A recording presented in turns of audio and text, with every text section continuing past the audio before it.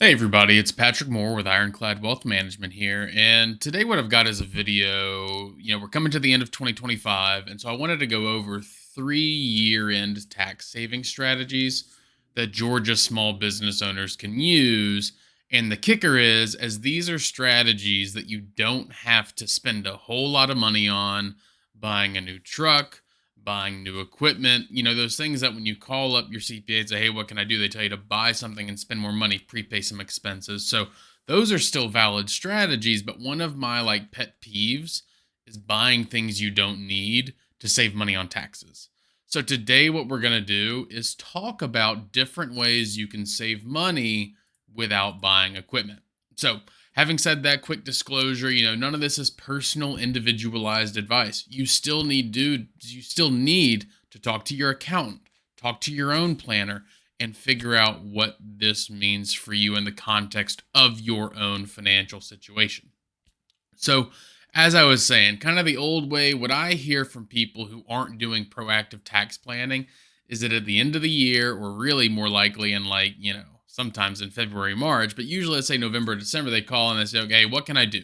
Well, you can prepay some expenses, you can buy some equipment, you can buy that truck you maybe don't need because it reaches the weight threshold. But the reality is that when you spend $100,000 on something that you don't need, you're still out $63,000 if you're at the top federal tax bracket. That's money you could have put in your investment account, put towards the next home, put towards a vacation. And while you may have paid taxes on that money, those other uses of what's left after taxes can be more productive than what you spend it on pre tax. So that's the issue here, right? That's what we don't want to do.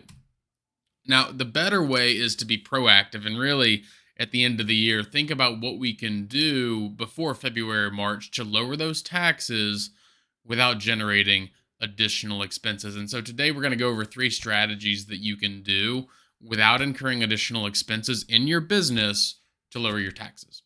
So the first is QBI maximization. The second is the PTET election in Georgia. And the third is retirement plan maximization, kind of choosing that right retirement plan for yourself to get the most bang for your buck. Now, first things first, let's talk about QBI maximization. So, the QBI deduction is a 20% deduction on your qualified business income, and it's capped at 20% of your taxable income minus capital gains. So, it's kind of like the lower of 20% of your qualified business or your taxable income.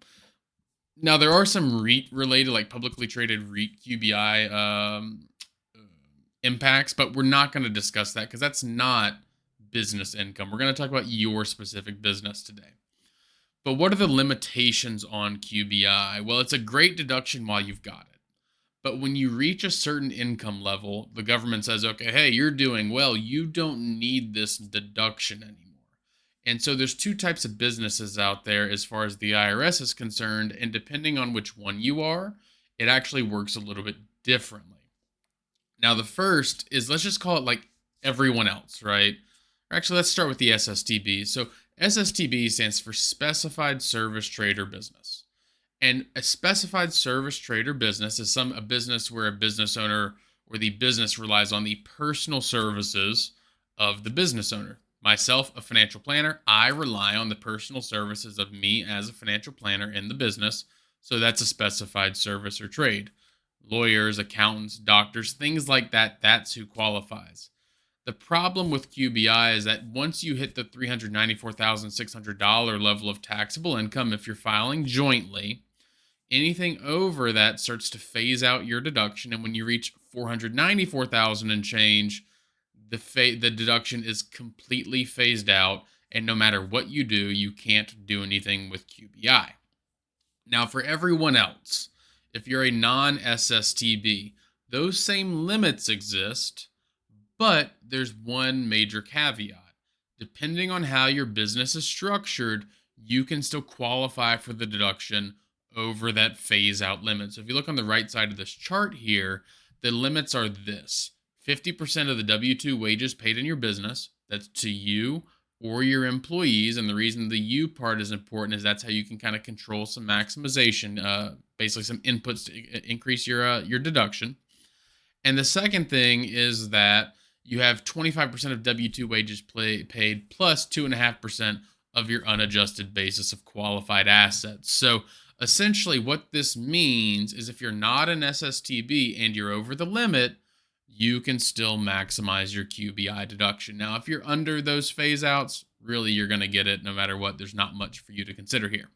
So what we're going to do today on this video is we're going to go over a married couple who own a software company. So, they're selling apps, whatever it may be. They get $1 million of business income after the 150,000 W-2 salary paid to Chris. So they are currently limited as currently constituted by their W-2. They're a non-specified service trade or business. And if you look at this, the maximum QBI deduction they should be getting is $200,000, which is a significant amount, but they're limited by 50% of the wages paid to a QBI deduction of $75,000, which means that they're going to save about $27,000 in taxes, which is nice, but it'd be a lot nicer to get that number off of $200,000.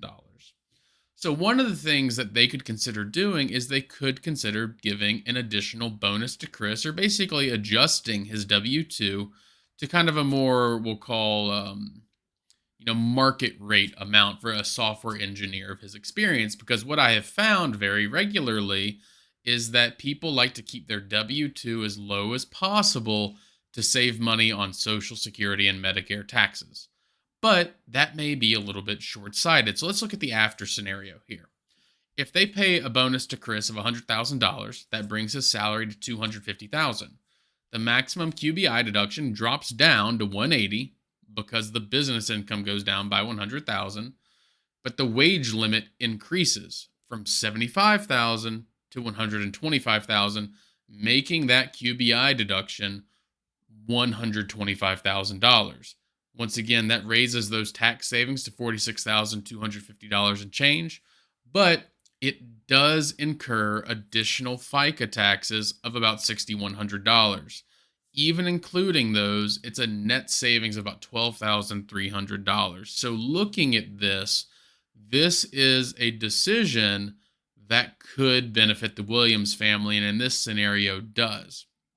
Now, one of the things that you have to know about this is that W-2 payments have to be made by year end. On top of that, if you're an LLC or a partnership who's being taxed as, an LLC taxed as a sole proprietorship or partnership, you can't pay yourself a W-2. Okay, so it's only based off of your employees. The W-2 payments have to be made by year end.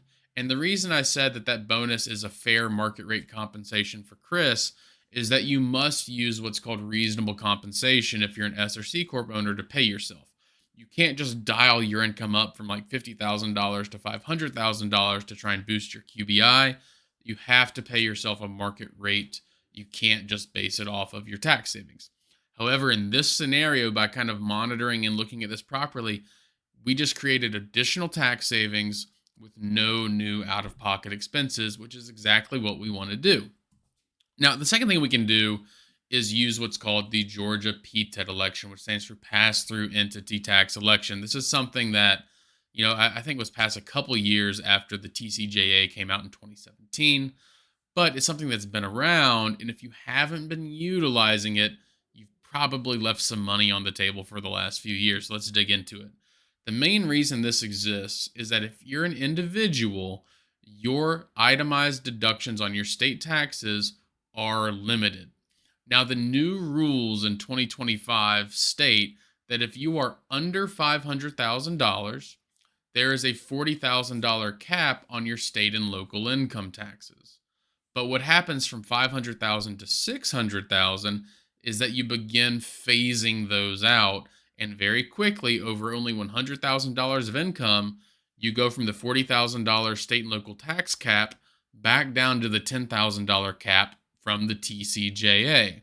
Now, Chris and Aaron Williams, and maybe some people listening to this video, are over that $600,000 level.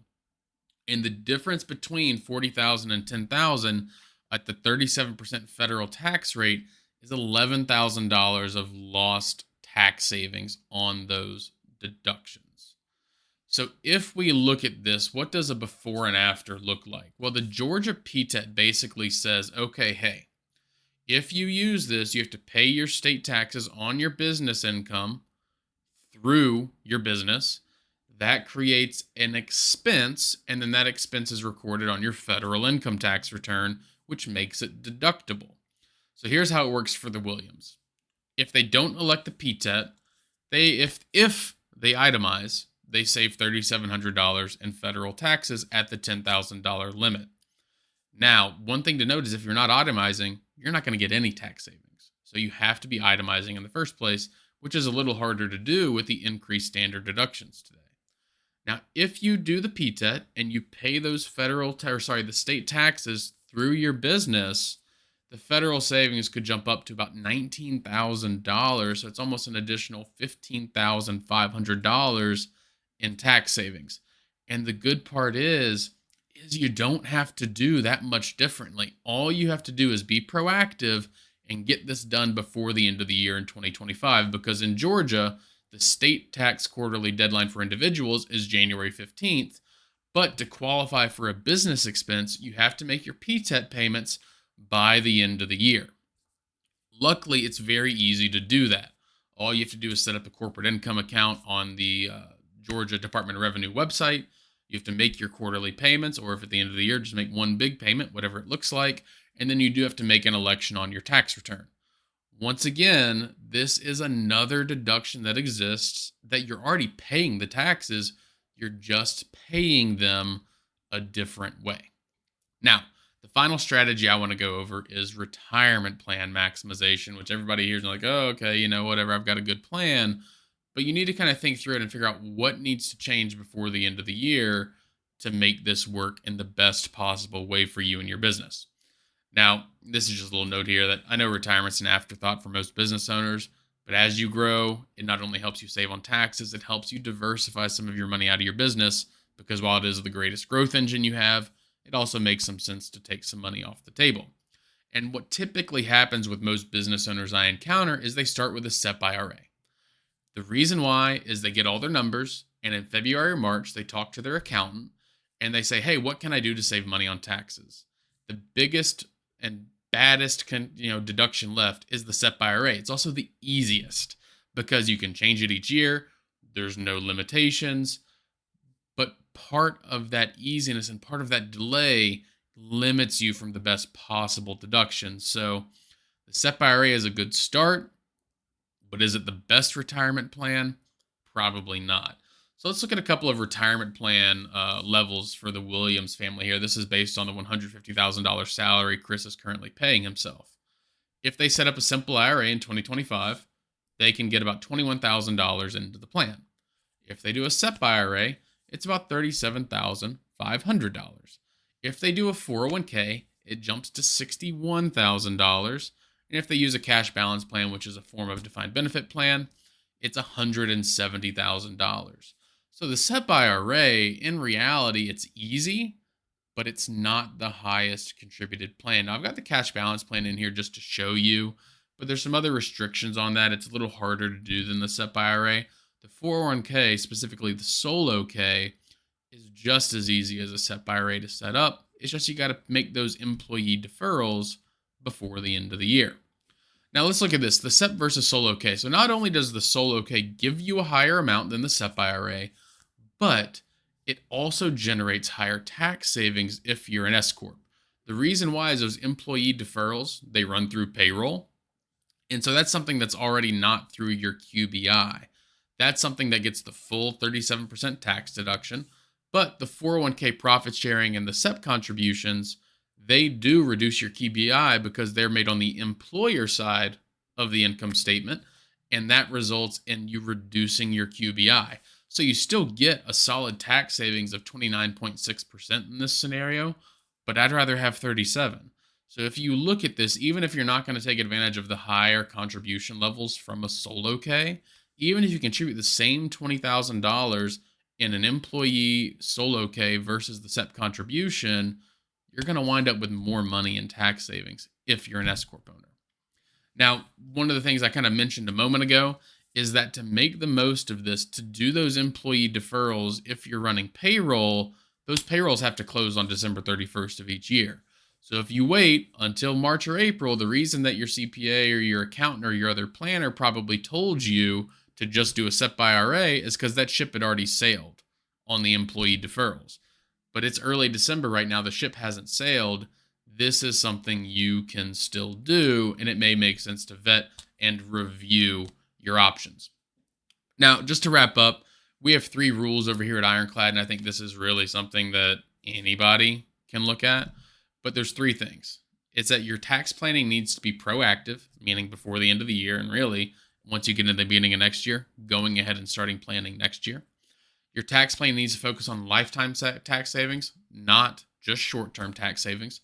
And then finally, you need to keep it legal. Everything we discussed today is very basic, very straightforward, and it's easy to keep legal. And like I said, you can get a significant amount of tax savings without spending a significant amount of money on that new truck. So if you like to chat, check us out, ironcladwm.com. And I hope this helps you as you're kind of thinking about some ideas to save money at the end of the year.